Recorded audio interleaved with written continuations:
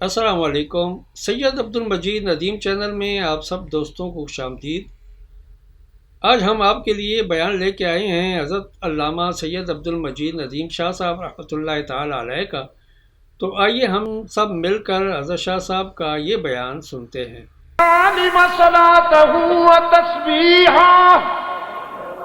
یہ کچھ نہیں جانتے، جہاز بنانا نہیں جانتے، سیارے اڑانا نہیں جانتے، کمپیوٹر بنانا نہیں جانتے، سیٹلائٹ بنانا نہیں جانتے، مگر اللہ کو یاد کرنا نہیں بھولتے۔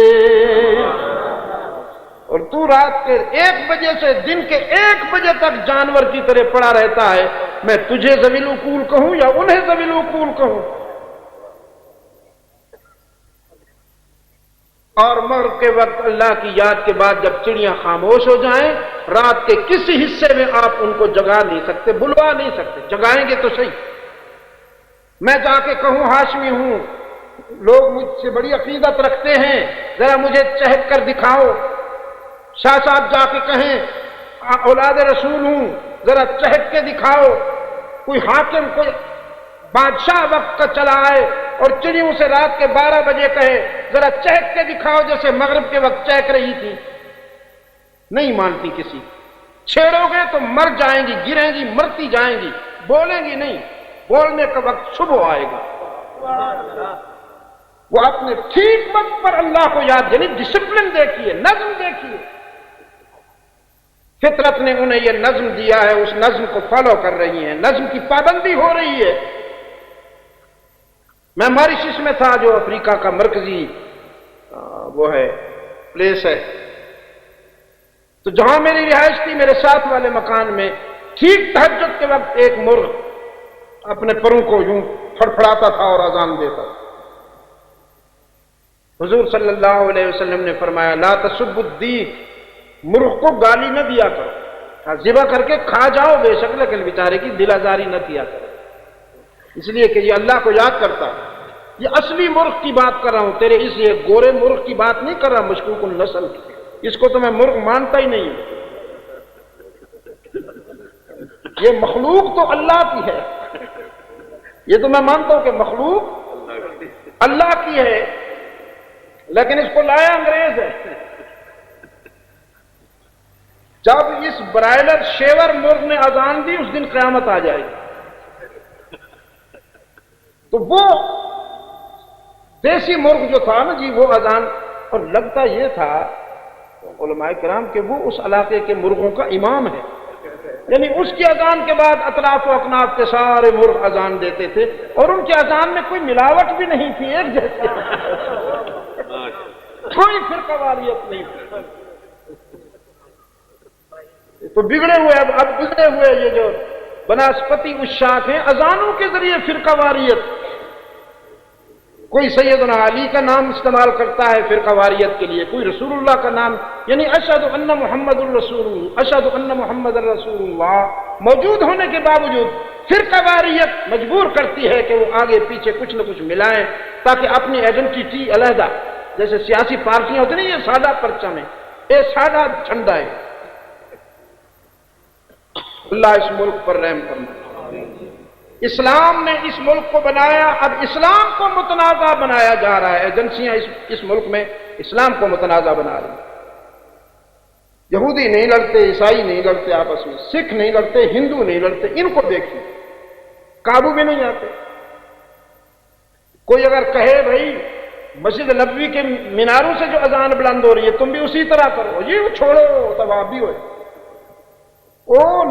یعنی وہ فالتو ہیں، وہ وہابی ہیں، اے عاشق ہیں جنہوں نے عشق دا یہ حال ہے بھی بجلی چلی جاوے تو عشق بھی نال چلا جانا۔ افطاری والی اذان میں عشق نال گیا جی، اس ویلے کوئی صلاۃ و سلام یاد نہیں رہتا، وہ جلدی اللہ اکبر اللہ اکبر، پکوڑے نال نظر آ رہے ہیں، جب میں صلاۃ و سلام پڑھتا رہا کہ سارے پکوڑے کھا جاتے ہیں۔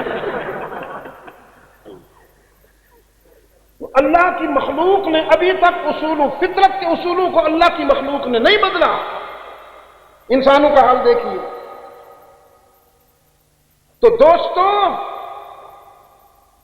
پوری کائنات اس لیے باقی ہے کہ وہ اللہ کی بندگی میں لگی ہوئی، کیا کہتے ہو؟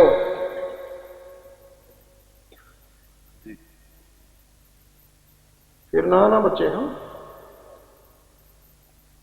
یہ میں نے یہی رکھا ہوا، دیکھنے میں تو بڑا کمزور ہے لیکن کام میں بہت تیز ہے۔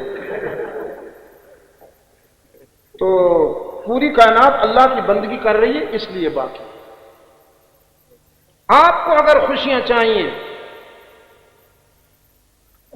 آپ کو تھوڑی گل کر رہے ہیں، جو تانوں خوشیاں چاہیے، جو تانوں سکون چاہیے، تو پھر اس نال دوستی قائم کر لو۔ مچھلی نو کی چاہیے بھائی زندہ رہنے واسطے؟ پانی چوں نکال کے جے اس بیچاری نو تسی سونے دے ڈھیر وچ رکھ چھوڑو، موتیاں دے ڈھیر وچ رکھ چھوڑو، کستوری دے ڈھیر تے رکھ چھوڑو، مر جائے گی۔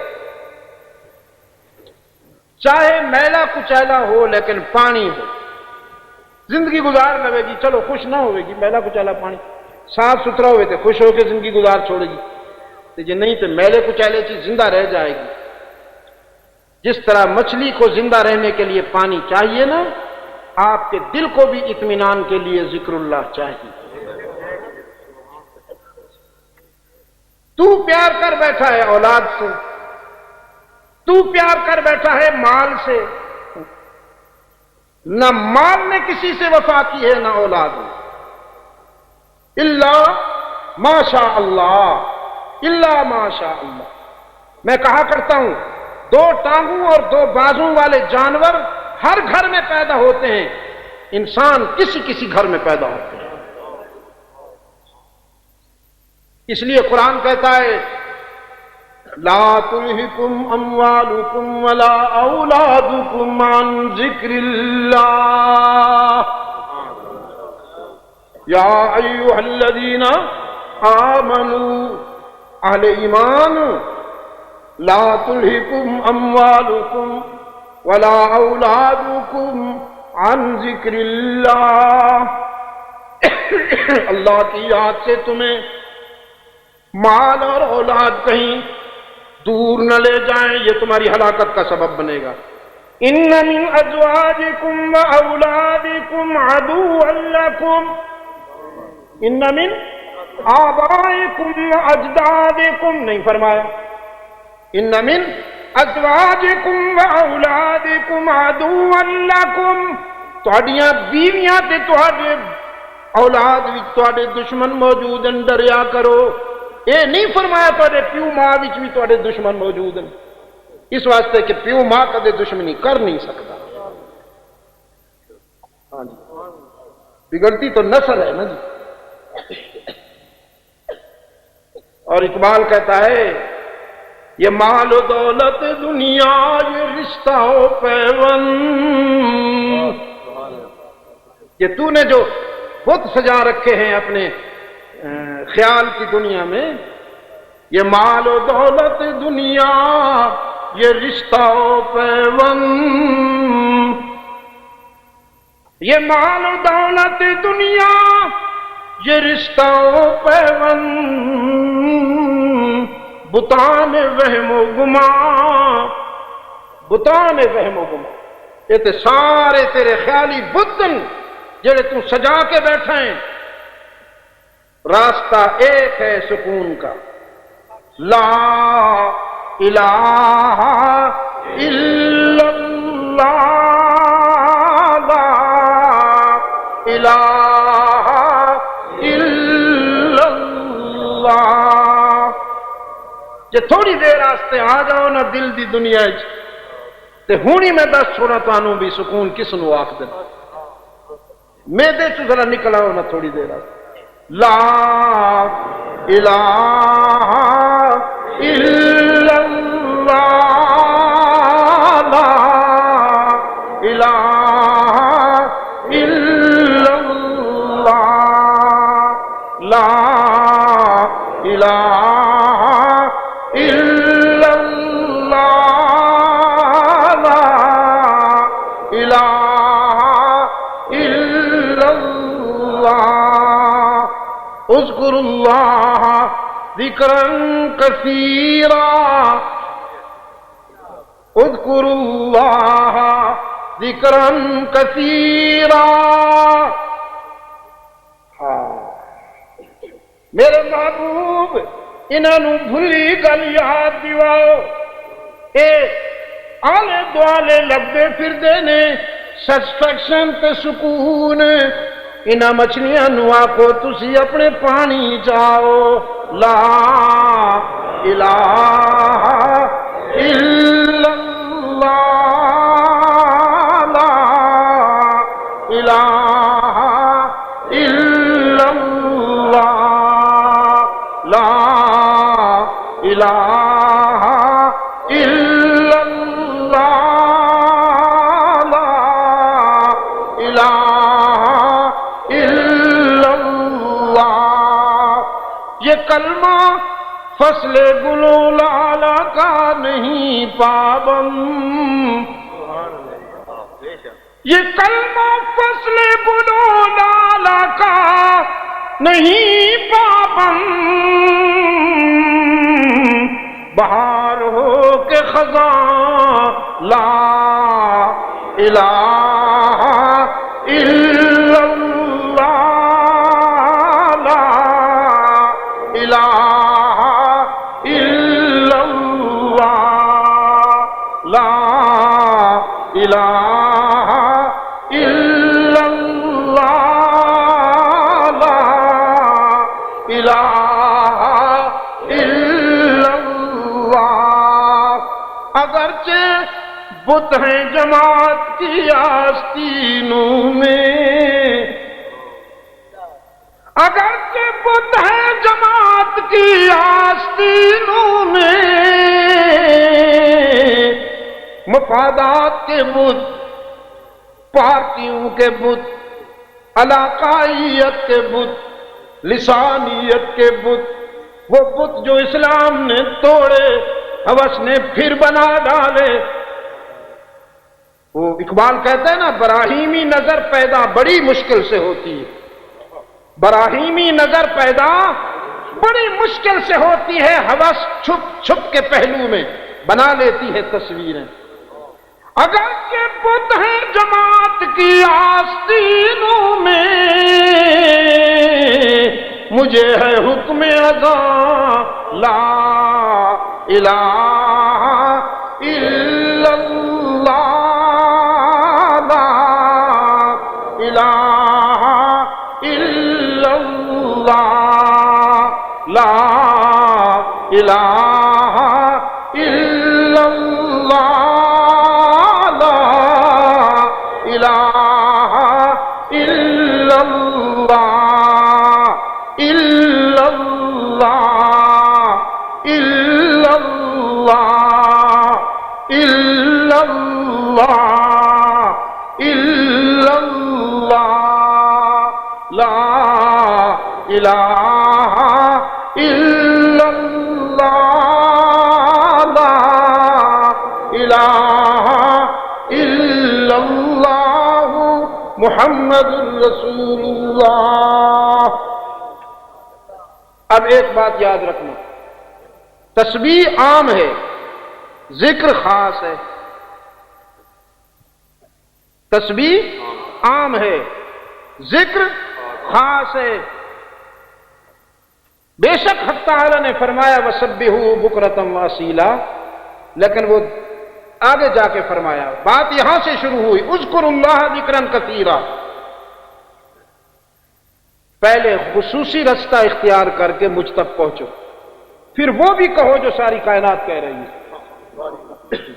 پھر وہ بھی کہو جو ساری کائنات کہہ رہی ہے. امام بخاری نے اپنے مجموعہ احادیث کی آخری حدیث جو لائے ہیں وہ یہی ہے، کلمتان حبیبتان الی الرحمن خفیفتان علی اللسان ثقیلتان فی المیزان سبحان اللہ وبحمدہ سبحان اللہ العظیم. کہ دو کلمے جو اللہ کو بہت محبوب ہیں، زبان میں بہت نرم ہیں، میزان میں بہت وزنی ہیں، سبحان اللہ وبحمدہ سبحان اللہ العظیم.